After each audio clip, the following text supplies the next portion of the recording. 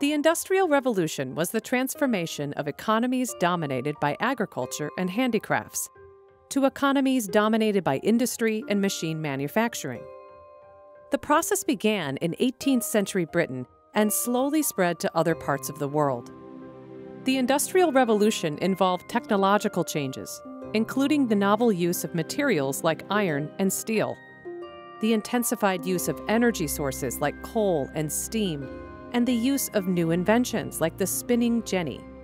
Socioeconomic changes, including the introduction of the factory system and a wider distribution of wealth, and cultural changes, including the growth of cities and development of workers' rights movements.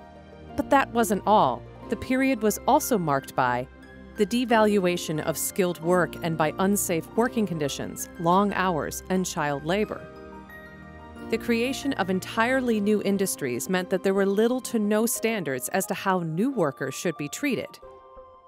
And Arnold Toynbee, the English historian and reformer who popularized the term Industrial Revolution, even called it a period as disastrous and as terrible as any through which a nation has ever passed.